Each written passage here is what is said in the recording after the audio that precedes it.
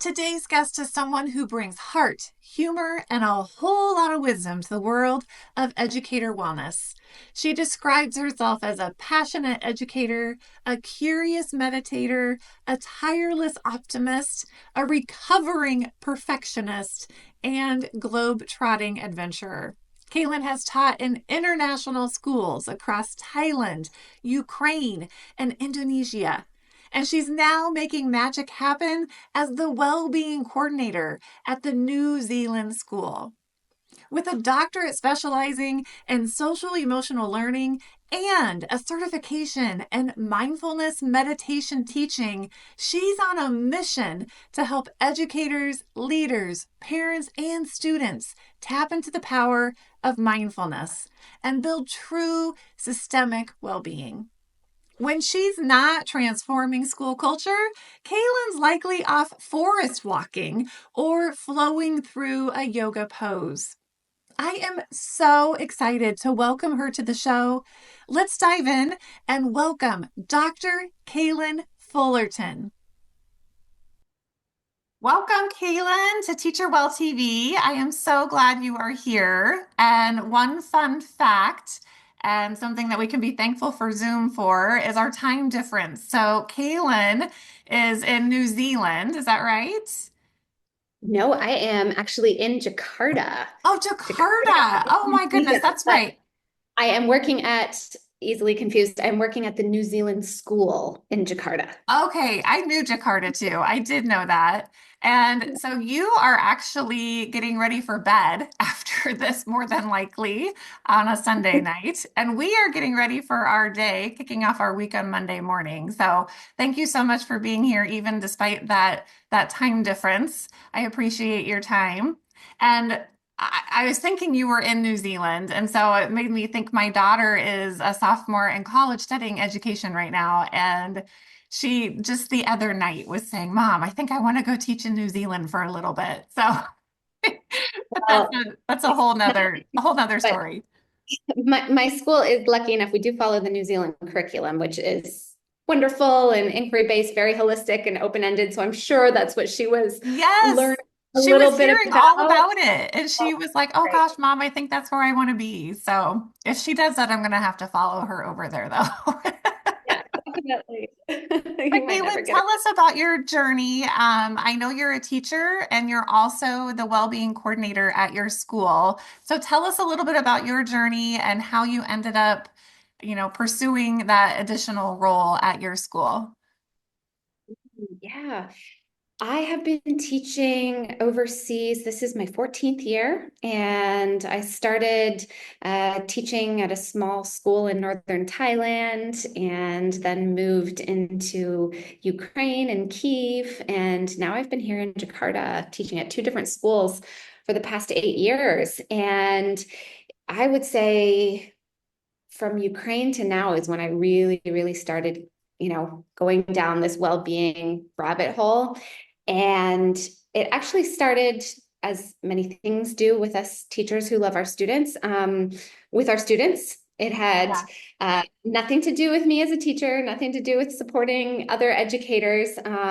It was reading an article about mindfulness and how beneficial it was for students and thinking, that's what I want for my students, Yeah. and I'm gonna go do that, right? And so being overseas in Ukraine in a place that didn't have a lot of English PD, as you can imagine, Hmm. um, I went to the internet and I found Mindful Schools, which is an organization that a lot of teachers did some mindfulness training with. Sadly, they've closed just in the past year. Oh, But I did some training with them, but their requirement, they had this great class on mindful curriculum for children. But their requirement was that you had to have a personal mindfulness practice and you had to have done an independent class on your own practice, which any of your listeners, I'm sure, know how important your own well-being is yeah. for your class. But also many of us who start are like, I'm fine. I Yeah. nothing to do with me. I'm fine. This is not Yeah. about me. This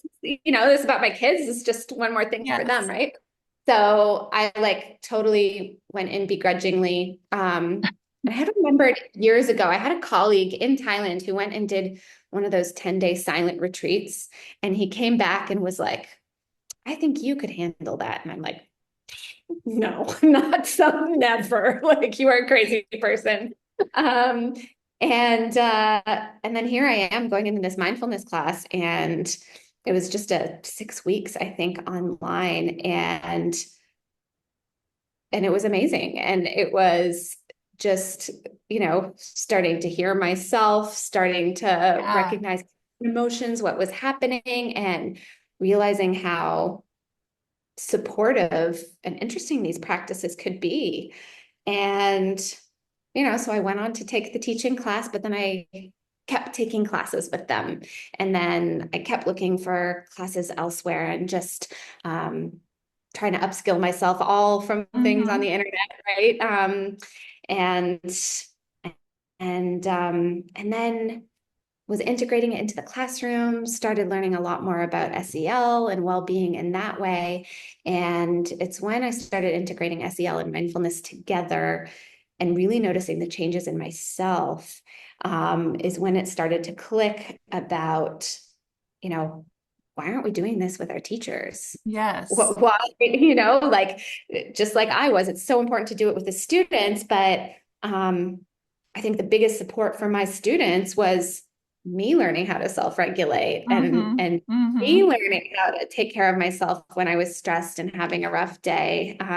So with that, it's just gotten me looking to, hey, how can I support teachers? How can I sing this from the rooftops and tell teachers all about this? And so I was grateful enough at my school where I'm teaching a lovely class of grade 1 and 2 students, but I'm also supporting the school in trying to build their well-being journey. So we do 3 times a term. We have 4 terms in a year. We do after-school meetings with teachers where they're just exploring their own well-being, their own Oh, I love self-awareness that. strategies. It's so great. Doing some work with parents as well. So really trying to give the teachers their own time and their own time to reflect. And then eventually we'll build into that with curriculum and resources for students, but we're really starting with us. That is so fantastic. I love hearing that. And honestly, I don't know, a lot of schools here around me, at least in the Midwest, in the States, it's the additional duty roles are more like social committees and sunshine committees, and they don't quite get to the root of mindfulness and well-being. I mean, being social and connecting to others is part of well-being, but it doesn't get to your inner self, your inner strength, your inner resilience. It doesn't focus on that at all. But your story is very similar to mine, where I thought, this is not for me. I, I listen to heavy metal and drink beer. This is not, I am not one of those like yoga type people, because I had this preconceived idea. Um, Mine was a little bit different because I, years ago, was looking for like a side hustle, like a part-time job. And it actually came to me through selling makeup. This company, before I could sell their makeup, I had to go through their training program. And their training program included a lot of like personal development, which included, self-care, well-being type things. And that's when yeah, it was very intriguing. And that I still, just like you, it still took me some time, but that's really what piqued my interest. And then when I started noticing changes in myself, I'm like, oh, wait a minute, this is powerful stuff, right? Mhm. And then I That's promised myself I would carry that with me when I moved into a principal position, just to make sure that we had that culture built around us. But I love the fact that you were a well-being coordinator. For anyone who is watching this and they are interested in potentially creating this role at their school, could you kind of, maybe give some tips or tricks, or how did that all, were you the first one, or was this already a position? And then how do you decide what to do with that role? How did that all come about, and how do you make those decisions on What would be worthy for our teachers? Yeah, I love that question. And I want to definitely say that I'm still learning. It's the Yeah. first year I've had a chance to do this. And I mean, my big dream, if anyone's out there hiring, would be a full-time position for this, right? I think it's Yes. warranted. And it's But needed. yeah, right. So I we're still kind of making the road while walking it. But there is so much research out there. Castle's got a lot of Yeah. great information out there. For those who don't know, the Collaborative for Academic and Social Emotional Learning, castle.org, they've got great and free resources on SEL implementation in schools. And a Hmm. really, really big part of that is what they call adult SEL, right? Is Yeah. teaching teachers first. And so, well, what I'm doing is not only SEL, it's integrating mindfulness and lots of other well-being practices. It's with that focus of knowing we have to build the foundation with teachers. So for me, I'm kind of a hoarder and just have like Google Drive of um of resources. I love some places I go back to over and over for adults would be the Greater Good in Education website. They've got a Okay. lot of really resources. Oh, that's great. Um, yeah, they're really great out of Berkeley. And also, I start all my classes. I've been trained as a mindfulness teacher, so I always start with a mindfulness practice as well, and feel like that's a really important place to start if we're developing any sort of skills. We have to have the self-awareness and presence first to be there. So that's really highly valued. But also, uh, looking at whatever SEL and well-being curricula your school or your board is using, the thing is that a lot of times, I mean, you being in the US probably know better than me, a lot of times we're giving teachers these things and saying, hey, teach this. And the whole disconnect is that none of us Are had doing it. Yeah.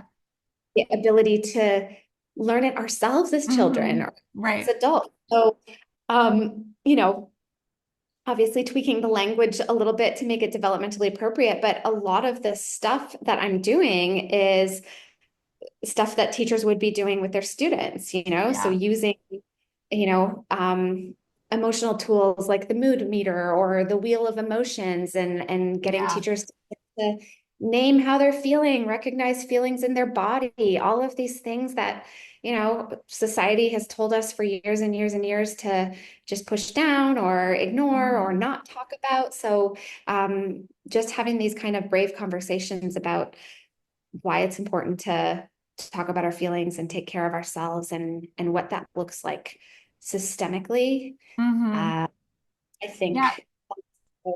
Oh, sorry. Go ahead. No, I was just going to say that's such a great point.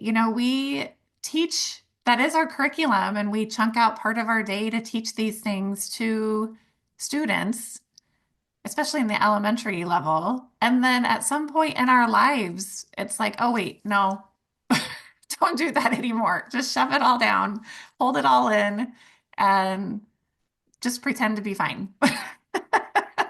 Just fight through it. And your students know, right? Like if you are reading, what the lesson says to them, but you're not practicing it, Yeah. they know. They're Hmm. smart. They know. And so it's so much more powerful to be able for them to see you regulating in the moment or see you learning from your mistakes or thinking aloud and struggling and moving through or um that's what we want. For sure. For sure. And so thinking about you said you teach first and second graders.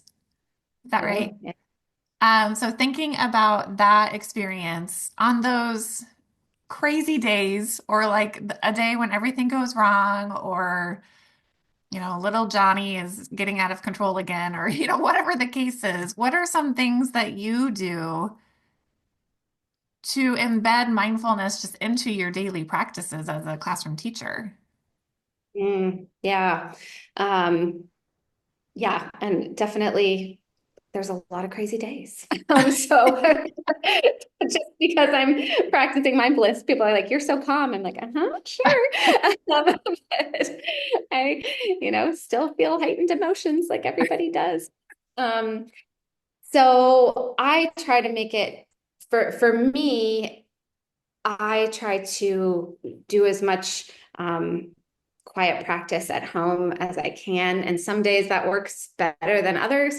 Some days I can kind of sit and practice and be in a quiet place for 20 minutes. And sometimes there's, 4 or 5 days where it doesn't happen.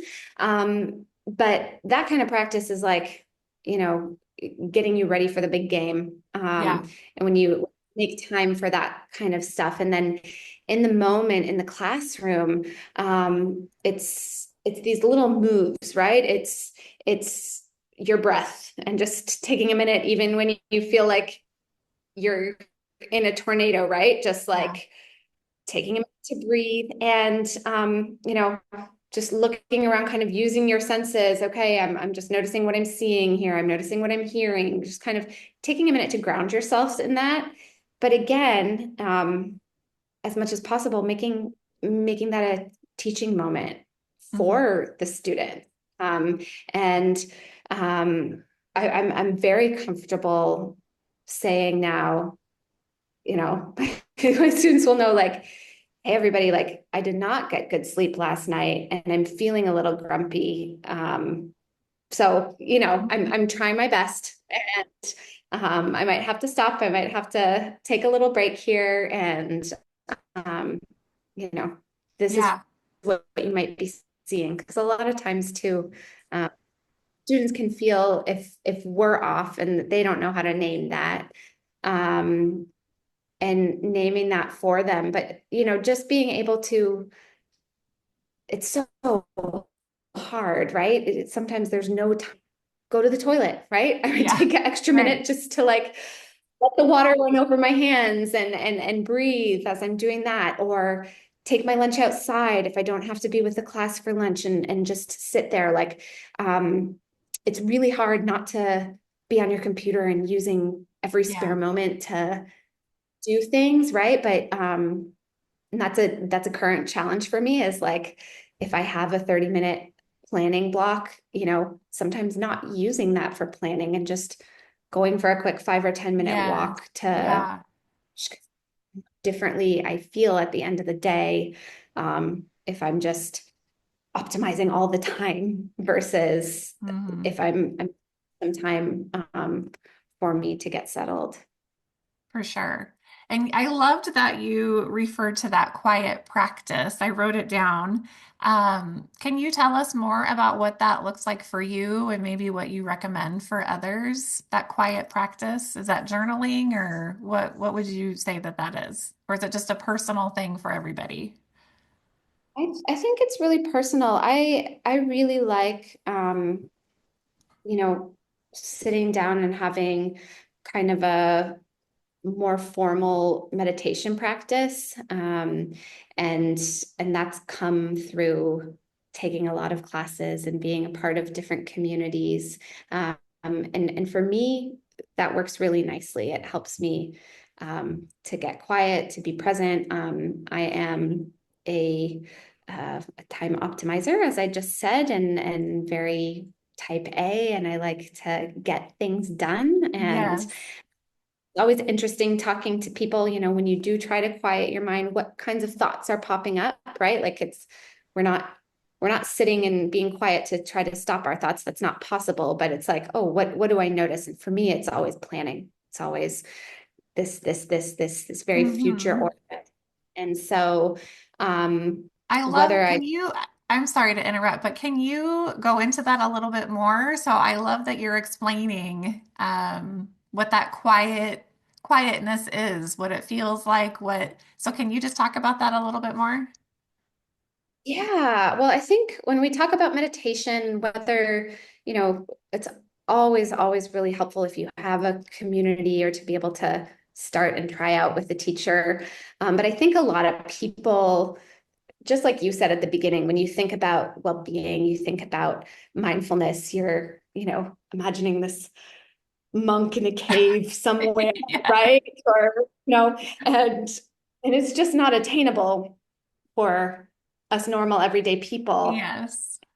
I think it's so sad that that's what's out there, and I think it's great that there's starting to be more conversations in the Hmm. mainstream. But oftentimes what happens is that people try out either an app or go to a mindfulness class and sit down for 5 minutes and are like, oh, like my back hurts and my knee itches and I can't stop thinking and like I'm not good at meditating and this is not for me, Right. right? Um, and that's the point where you're like, no, no, no, no, no. That's the practice. That's exactly it, right? It's just that you're noticing these things. And the whole point of being mindful is that most of us are going through the day on autopilot and we're not noticing things and we're getting burnt out and we're getting overwhelmed and we don't know why. We just know that there's this stress and intensity, right?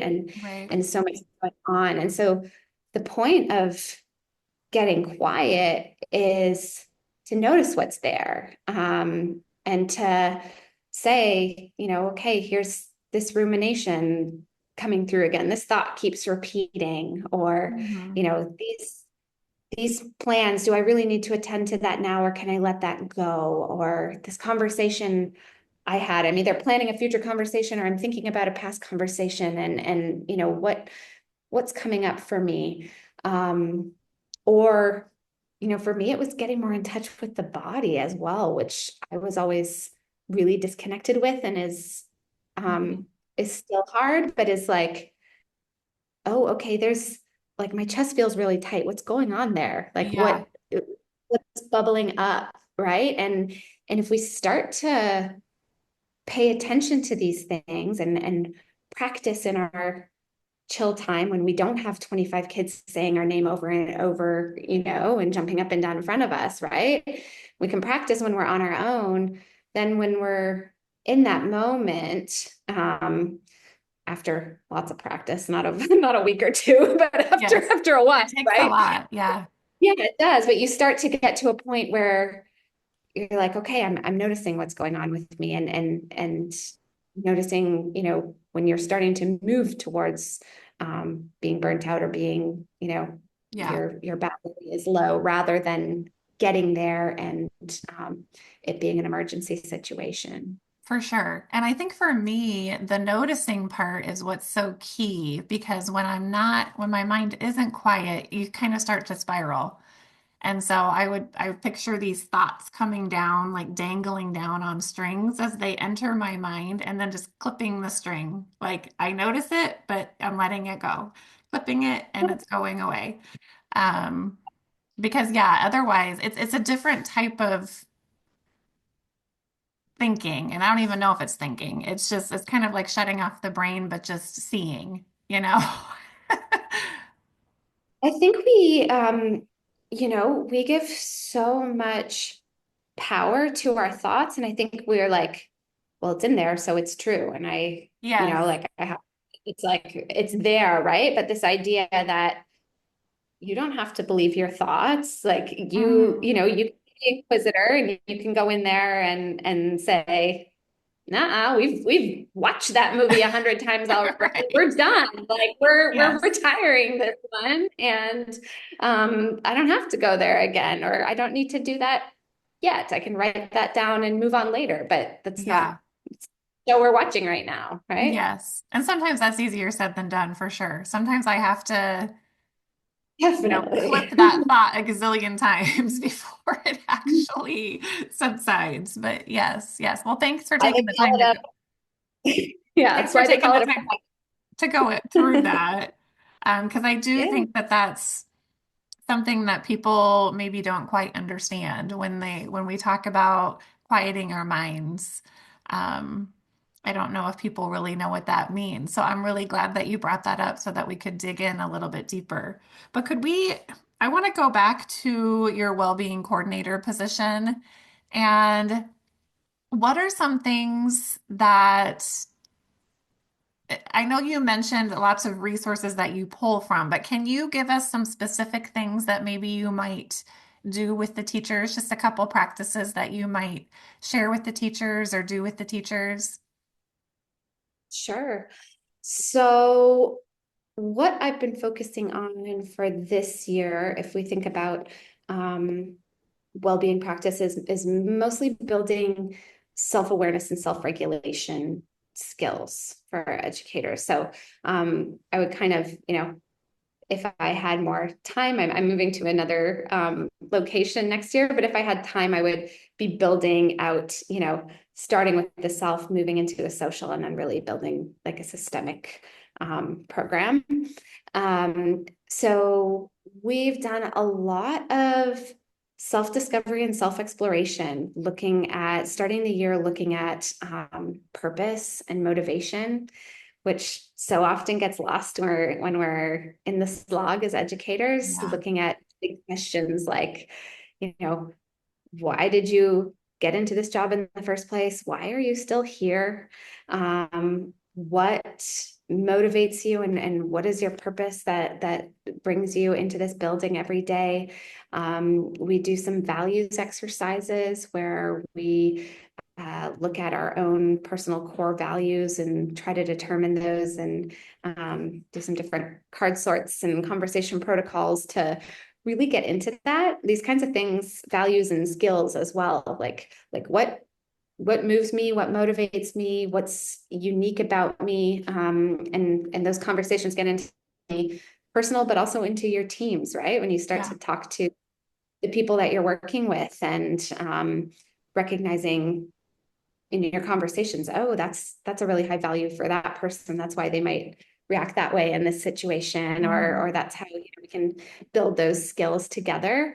So I think those are really important conversations to start getting to, really with that important bit of knowing ourselves. And Mhm. I often find that uh, people don't often think or talk about what their values are, and don't realize how much it underpins a lot of Everything. Yeah. everything, right? Yeah. And, and talking about how, about a time recently, a good question we talk about is, when's a time that you've felt really stressed out, or you had a really difficult conversation in a relationship, and then now think about what value was not being met, right? Like which one of your needs were you not able to express? And people usually go, oh, right, it was Yeah. this one. But when we don't talk about those things, we can't really articulate that and realize. And so sometimes then we get into the self-compassion piece, right? That Mhm. we judge ourselves. I shouldn't be so upset about this, or that, this should not be a big deal, or I should do better at this. Um, so that's another piece that we look at, is self-compassion. What are those voices in our heads? What are they saying? What are those reels that are going over Yes. again and again? And yeah, building some skills to be able to kind of speak to ourselves in kinder ways and take care of ourselves, and looking at that connection with self-care. Yeah, that self-compassion is huge. Yes, for sure. And so I'm going to assume, since this is a role in your building, that the school leadership is on board with supporting teacher well-being.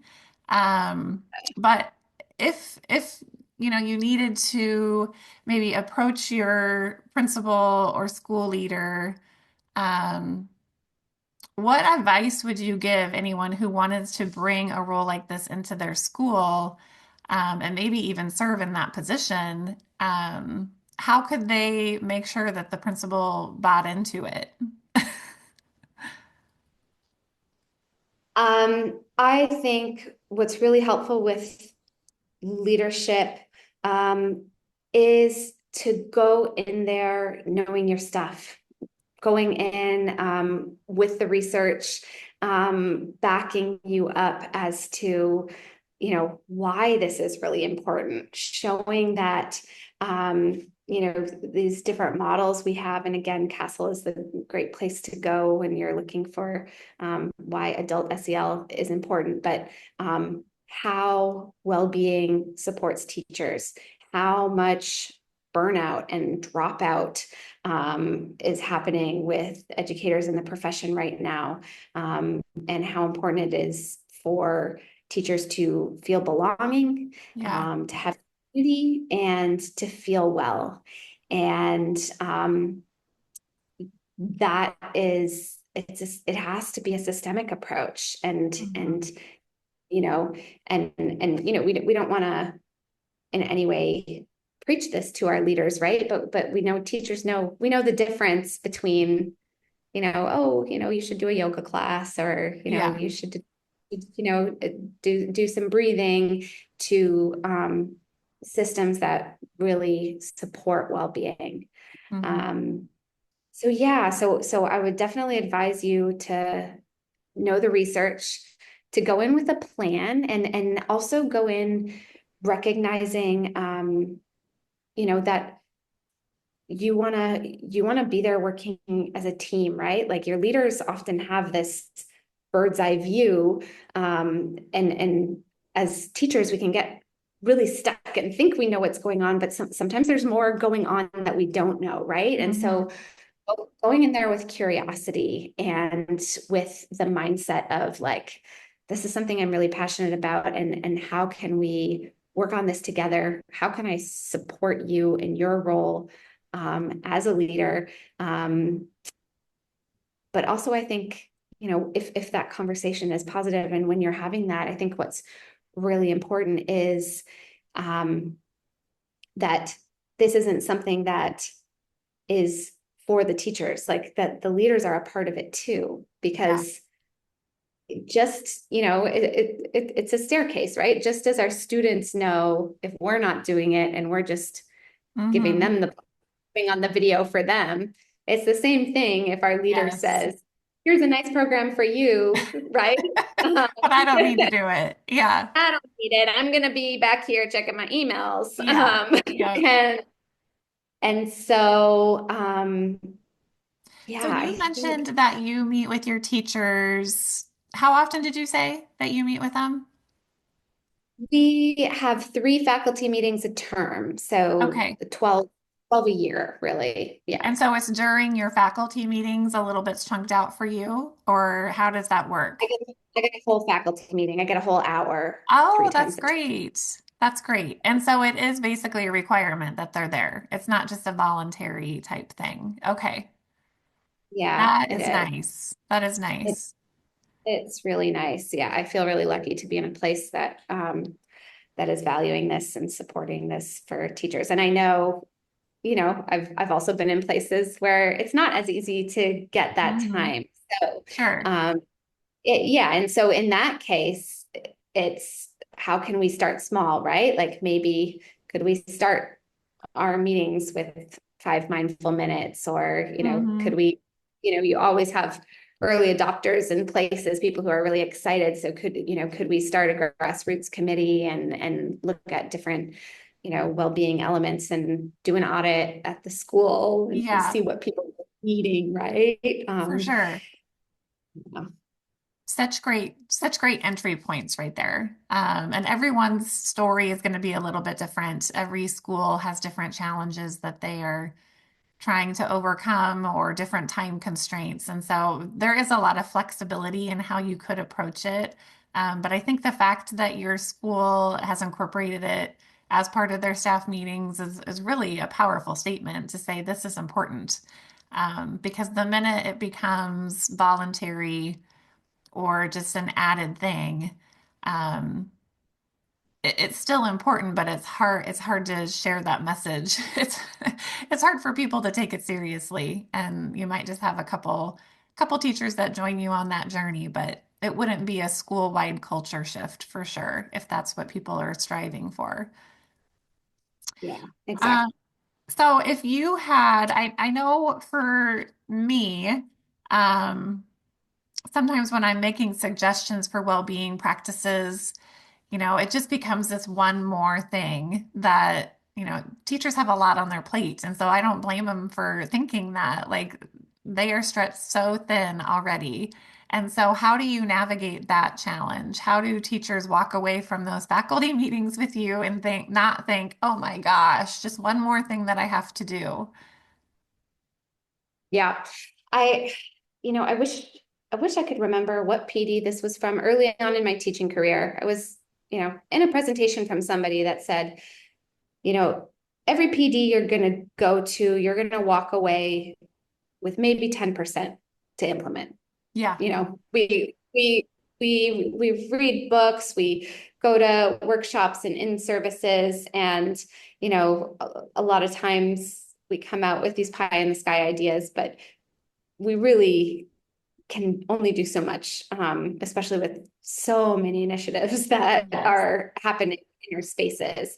And so I think that self-compassion piece is a really important first one, right? Is that noticing when we're starting to feel overwhelmed, right? Like if yeah, we're being overwhelmed by well-being, that's the opposite of what we want, and to right. be able to put on the brakes. Um, and I would just say that to teachers, like, what's one tiny, tiny step? What's one thing you could actually envision yourself doing? Is it like 2 minutes of quiet meditation before you get out of bed in the morning? You Yeah, know, is it, you know, tracking your feelings twice a day, every day, and just writing that down? Is it journaling once a week, or is it, what works for you? Is it making some more space for daily exercise to be able to boost your energy and feel better in class, right? yeah, What is one small change? Because we know the ripple effect, and we know um, how difficult it is to sustain big changes. I always tell people to look towards, New Year's resolutions, right? And all the yeah, gym memberships that are bought on January 1st, and all the gym memberships that are canceled on February 1st. And so for me right now, I'm having a really hard time integrating exercising into everything else. And I try to do 10 minutes of yoga most mornings. And most hmm weeks that's my only exercise. And that's okay for me right right. now.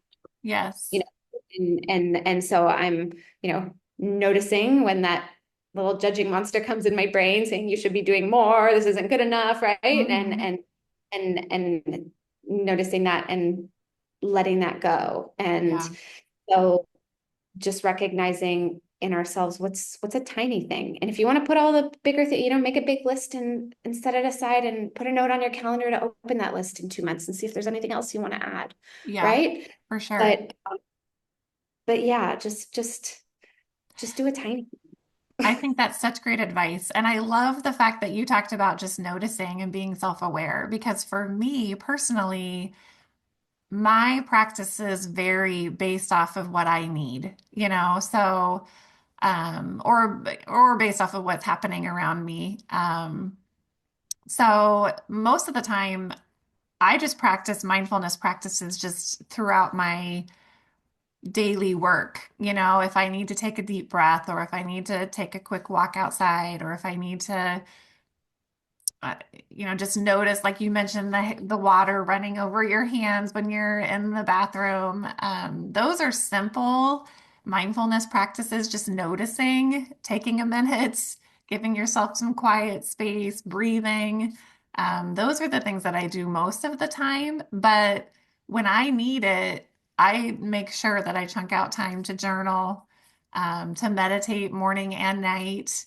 But those aren't daily practices for me. And so I think I only share that because I think everyone's journey is a little bit different, but it starts with self-awareness. Because if you aren't aware of what you need, then you can't adjust and bring in what you need. Um, so anyway, I'm glad that you mentioned that because I think it is different for everybody and different on different days even. So, It is. And yeah, exactly what you said. I love having a regular mindfulness practice, but I know not everybody does, right? It mhm. seems daunting. And so going in with curiosity Yeah, and not judging yourself if this one doesn't work for you or doesn't work for you right Yes. now. It's like, what is what's supporting you? Yeah, for sure. For sure. Well, Kailyn, this was fantastic. I found you on LinkedIn. But Hmm. if people have questions about, becoming a mindfulness coordinator or bringing that to their building, or even questions about some of your mindfulness practices, is that the best way to find you is on LinkedIn, or do you have other options that you want to share? I think right now LinkedIn would be the best place. That would be Awesome. awesome. Yes. Well, Kaylin, again, thank you so much. This was fantastic. You shed a light on things that, I've shared with my viewers in the past, but you brought in a new perspective and a new way of explaining things that was enlightening to me, and I know will be enlightening to them. I can't thank you enough. Well, thanks, Amber. So nice to be chatting with you.